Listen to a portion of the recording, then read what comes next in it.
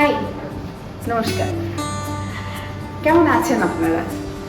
আশা করি ভালো আছেন। আমি রূপা, আবার চলে এসেছি কিছু কথা বলতে আপনাদের সাথে। প্রিভিয়াস কিছু কথা আপনাদেরকে বলেছিলাম আগের দিন। আজ যেটা বলবো সেটাই রিলেটেড, ওমেন এক্সটর্শন।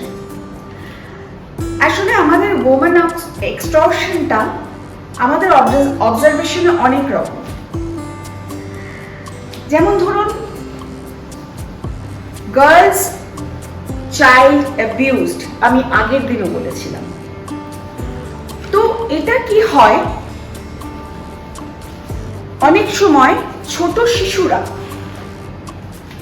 আপনারই পরিচিত, আপনারই পারিপার্শ্বিক দিকের মানুষের সাথে বা মানুষের কাছ থেকে সেক্সুয়ালি অ্যাবিউজড হয়।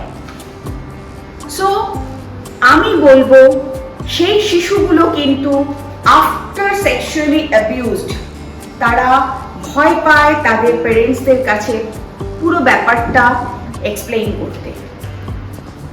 সেই জন্যই আমি সেই সব বাচ্চাদের মা বাবার কাছে অনুরোধ করব যে আপনারা প্লিজ এই ব্যাপারগুলোকে ভালোভাবে নোটিফাই করুন এবং সেই শিশুগুলোকে, আপনাদের বাচ্চাগুলোকে ভালোবেসে আদর করে সুন্দরভাবে তাদেরকে বোঝান এবং তাদের কাছ থেকে সমস্ত ব্যাপারটা জানুন। একটা অনুরোধ আপনাদেরকে, প্লিজ, যারা এই সমাজের এই অশালীন ব্যবহারগুলো দিনের পর দিন করে যাচ্ছে, সত্যি কথা বলতে তারা ভীষণভাবে ভীতু। তো আমি কখনোই চাই না যে আপনারা বা আমরা কখনোই চাইবো না যে আপনারা এই ব্যাপারগুলোকে নিয়ে বদ্ধ দেওয়ালের মধ্যে থাকুন। হিউম্যান রাইটস ডিফেন্ডার্স আপনাদের পাশে সর্বদা রয়েছে, আগামীতে থাকবে।